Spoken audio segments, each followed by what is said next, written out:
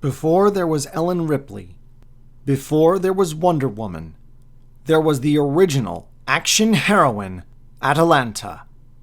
Now available at Amazon, Smashwords, and at studiobrainstorm.net. Links in the description. Over the course of its nearly 50-year-long history, the Star Wars franchise has produced entries in every form of storytelling media. Some good, some bad, and some the quality of which is still hotly debated among the fandom to this day. But, like in any franchise, there are some that stand out far more than others, and of all the various entries and stories within the Star Wars franchise, there are three that are regarded as not only nigh universally good, but practically sacrosanct. A holy trinity of sorts, if you will. These are the original film trilogy, unsurprisingly, the first Thrawn novel trilogy, and the Knights of the Old Republic video game duology. No, I'm not including the Old Republic MMO. One, it's a spin-off and kind of its own thing, and two, if I were to include it in addition to two pretty big RPGs and a 50-issue comic series, this project would be even longer to make than it already is, especially because of all the expansion storylines it would have to include. But before I can tackle either of the two RPGs, I must talk about the comic series that's technically a prequel, even though its creation was a direct result of the success of those games. And of course, it is confusingly named Knights of the Old Republic as well. Knights of the Old Republic, the comic, began as a monthly issue on January 25th, 2006, and ended on February 17, 2010. The series in total ran for 50 issues, 51 if you count the introductory issue number 0. As with many long-running comic book series, particularly for a franchise as famous as Star Wars, the production team includes a plethora of different artists and editors over the course of its run. Only two people were present from beginning to end: Michael Heisler, who did all the lettering, and the writer, John Jackson Miller, whom people familiar with my channel might recognize as the writer behind the Knight Errant series. In point of fact, Knight Errant was the series that he started after completing Knights of the Old Republic. Now, I actually liked the Knight Errant series, so when I first opened KOTOR the comic and saw his name as the writer, I was fairly confident that I was in good hands. Unlike most of the prior entries in my series up to this point, there's actually a lot of information regarding the development and production of Knights of the Old Republic, the comic, courtesy of Wikipedia. As such, this, the first video in this sub-series on the Knights of the Old Republic property, is going to sort of serve as a primer, focusing primarily on the production of the comic, as well as providing a bit of a lore dump. The story of KOTOR the comic is set against the backdrop of the Mandalorian Wars, the conflict that precipitated, in a way, the events of KOTOR 1, the video game. And while I don't think the in-universe historical context is necessary to enjoy the comic, I do think that it helps elevate the experience by understanding where the story fits into the broader in-universe timeline of Star Wars. This will be followed up with a brief summary of the Issue 0, which essentially serves as an introduction to the main characters Zane Carrick and Marn Hieroglyph. With all that out of the way, thank you for your patience, and welcome to a special event of Star Wars Should This Be Canon, Knights of the Old Republic.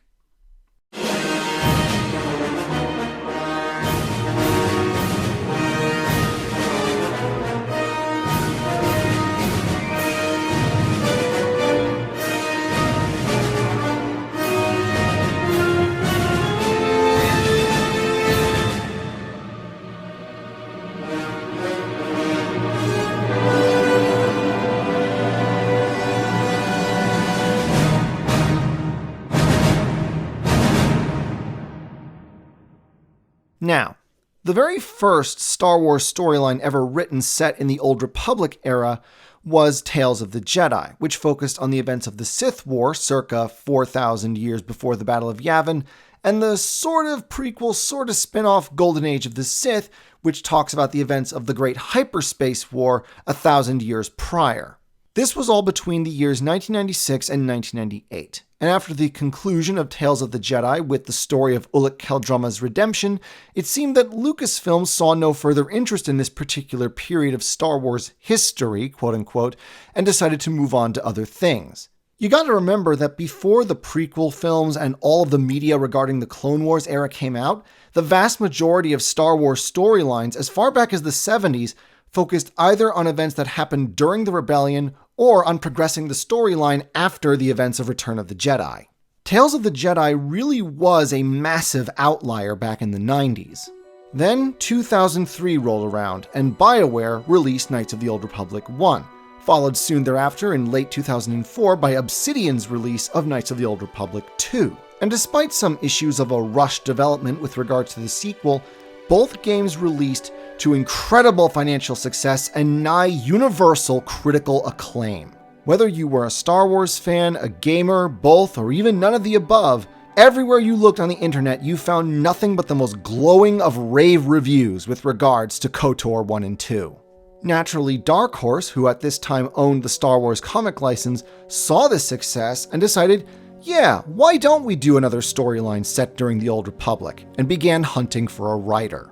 And eventually they found one in the form of John Jackson Miller, who, along with Brian Ching as artist, had just completed a short comic run for the Empire collection. This was actually something of an unusual choice at the time. Miller was hardly an unknown, but certainly not a big name either. He'd started out his career as a magazine editor. Up to this point, his only contribution as a comic writer was a short run for Marvel for the minor villain character of Crimson Dynamo, who's basically just a Soviet Iron Man.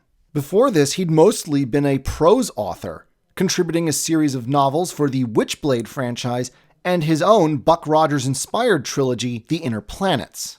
In many ways, Knights of the Old Republic, the comic, was what helped make Miller's career as a writer, as it not only led to him creating the Knight-Errant series and The Lost Tribe of the Sith, but also several novels for both Star Wars and Star Trek. Still, it was slightly unusual at the time, given that what the editors of Dark Horse were looking for at that moment was a comic series to be released in 2006 specifically to commemorate the 20th anniversary of Dark Horse's acquisition of the Star Wars comic license. In fact, originally, this comic wasn't necessarily going to be set in the Old Republic era, and it was only the wild success of the KOTOR games that made that decision final. A comic commemorating a 20th anniversary is not a project to be taken lightly. And so, Miller, along with editors Jeremy Barlow and Randy Stradley, spent a lot of development time talking about exactly what elements of Star Wars they wanted to focus on in this storyline, and making sure that they were going to do it right. One example of this being Miller making a personal pledge to himself that he would not introduce into the storyline any mystery to which he did not already know the answer to. Abrams. I apologize for nothing. Anyway, the core concept behind KOTOR the comic was essentially a combination of two themes, one from the original trilogy and one from the prequels.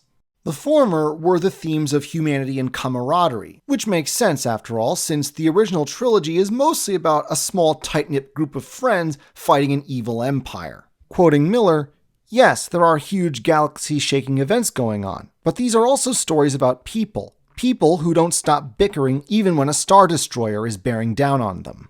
The latter theme was the idea of the Jedi Order's comprehensive failure to truly see what's going on around them.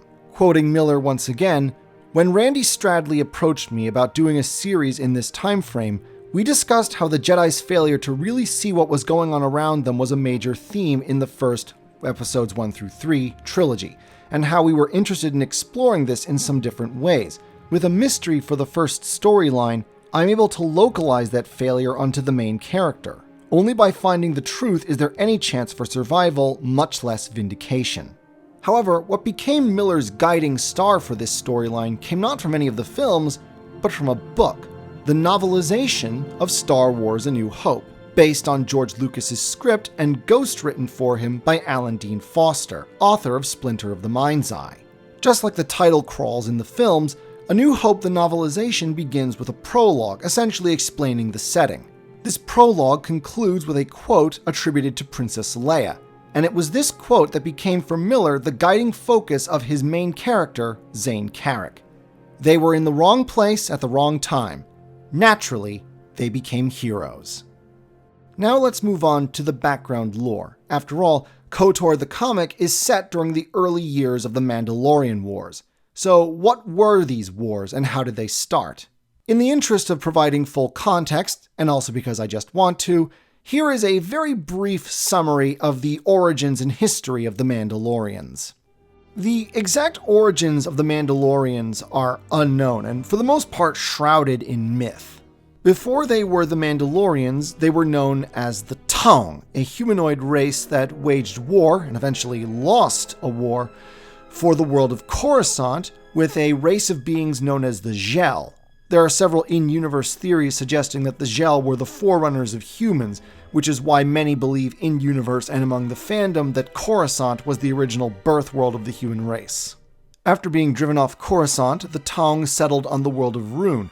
Then, sometime later, around 7000 BBY, they moved to another planet under the leadership of a mighty warlord. Unfortunately, this new planet they lived on happened to be inhabited by savage megapredators known as the Mythosaurs, and this warlord led a campaign to exterminate the Mythosaurs. According to legend, he slew the last one himself, and then carved from the breastbone of the monster a distinctive war mask with a T-shaped visor slit. He claimed for himself the title of Mandalore, the sole leader, and this so impressed his people that they changed their name from Taung to Mandoada, the children of Mandalore. Thus, they became the first Mandalorians. They named the new world that was their home Mandalore in his honor, and even changed the name of their language to Mandoa, the speech or tongue of Mandalore. Thus was the legend of Mandalore the First, the original leader of the Mandalorians, and according to some legends, the creator of the distinctly ruthless warrior ethos of the Mandalorian culture. From this point forward, the Mask of Mandalore became the symbol of Mandalorian leadership, long before the Darksaber was ever created. Some undetermined number of generations pass, and eventually we come to Mandalore the Conqueror. As his name implies, he was the one that began the Mandalorian conquest of worlds beyond their own, and thus created the very first iteration of Mandalorian warriors, known as the Mandalorian Crusaders. Another indeterminate number of generations passed, during which the Mandalorians acquire their fearsome reputation, as well as their distinct basilisk war droids, still the coolest single thing in all of Star Wars, in my opinion. And then finally we come to Mandalore the Indomitable and the Sith War. The Sith War occurred in the year 3996 BBY, and it was during this conflict that Mandalore encountered, challenged, and was defeated in single combat by the fallen Jedi Ulic Qel-Droma. When offered the chance to kill the Mandalorian leader, Qel-Droma instead offered to spare Mandalore in exchange for his loyalty and the loyalty of his Crusaders. And so the Mandalorian Crusaders fought loyally on the side of Qel-Droma and his partner/master, the Sith Lord Exar Kun. Of course, the Sith lost the Sith War, and the Mandalorians lost alongside them. Specifically, the Mandalorians were defeated at the Battle of Onderon, where they were suddenly caught between the native Onderonians and an ambush by a Republic fleet. Many Mandalorians, including Mandalore himself, were forced to go to ground on Onderon's fourth moon, which happened to be inhabited by savage megafauna. Mandalore was among the victims, and his mask was eventually recovered by a new leader who styled himself Mandalore the Ultimate. 20 years passed between the end of the Sith War and the beginning of the Mandalorian Wars. During that time, Mandalore the Ultimate made certain policy decisions that would forever change the Mandalorians and their way of life.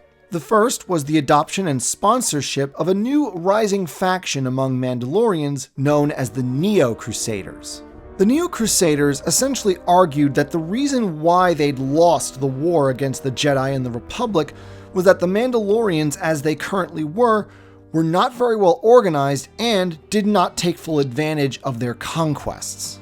Mandalorian society was mostly divided into different clans, and though the clan leaders ultimately answered to the authority of the Mandalore, there wasn't much of an organizational structure beyond that. The clans never fought with one another in wartime, but they often spent more time competing against one another to achieve individual glory in battle than actually achieving tactical or strategic objectives. Also, because the original Mandalorian Crusaders had mostly operated on a nomadic basis, essentially like the Mongols pre-Genghis Khan, They never really claimed a world that they conquered. They just came to it and then smashed and burned everything they couldn't take away with them, which is pretty wasteful. Mandalore saw the wisdom of these ideas and so supported the Neo-Crusaders, making them the dominant faction within Mandalorian society. From now on, Mandalorian armies would be more organized and disciplined, and when they fought, they didn't just fight to conquer worlds, but to hold them. It was around this time that Mandalore the Ultimate then made possibly the most consequential decision in the history of the Mandalorians. He declared that henceforth, whenever the Mandalorians conquered a world, its inhabitants would be given a choice. They could either serve the Mandalorian warriors as menial laborers, or they could join the ranks of the warriors and become Mandalorians themselves. Henceforth, Mandalorian meant not a race, but a culture and a creed that anyone could join. This proved incredibly far-sighted, not only because it boosted the ranks of the warriors, so many had been killed in the Sith War, but also because after the conclusion of the Mandalorian Wars, particularly after the Battle of Malachor V, the original Taung race would suffer so many casualties that the species would go extinct less than a generation after the Mandalorian Wars' conclusion. But because of Mandalore's reforms, the Mandalorian way of life would survive for millennia to come. For 20 years, Mandalore and his Neo-Crusaders prepared for the war to come. And while there are some hints at more sinister influences driving Mandalore to war, it's pretty clear that he was already intending to fight the Republic regardless. As promised, he swelled the ranks of his warriors by inducting other species into the Mandalorian way of life. Most prominently, a particularly gifted and ruthless human named Cassus Fett, who very quickly became the Mandalore's right-hand man. The Mandalorian Wars technically began in the year 3976 BBY, as the Neo-Crusaders began launching a series of large-scale raids on various planets in the Outer Rim. Althir III is generally regarded as the first of these. However, because the Republic was slow to recognize the Mandalorian threat, let alone act on it, the war officially didn't begin until the Battle of Vanquo 8 years later in 3964 BBY. And it is in this year, in the months leading up to that official beginning of the war, that the story of KOTOR the comic begins. Honestly, there really isn't that much to say about Issue 0, aside from the fact that it's kind of pointless, as it's essentially just a rehash of the beginning of Issue 1. With the series protagonist, Jedi Padawan Zane Carrick, trying and failing for the umpteenth time to capture the Snivian con-man Marn Hieroglyph. This time, apparently, by disguising himself as a tech priest from 40k. Given that his robes are orange, I would guess Ryza to be his Forge World of origin. Zane fails rather miserably in his attempt and has to be rescued by a Jedi going by the name of Squint. I'll not spoil this guy's real identity for the uninformed just yet. The rest of this very short issue is just the two of them debating on whether or not it's wise for the Jedi to be constantly worried about the resurgence of the Sith, while the Mandalorians are almost literally knocking on the Republic's door. Jedi and Padawan ultimately part on friendly terms, and Issue 0 ends with Zane rushing over to join his fellow Padawans and their teachers, who are ominously discussing how their plan will have to be changed. And with that, this little primer video is complete. Next up, the Knights of the Old Republic special begins properly with the first arc of KOTOR the comic, Commencement. Until then,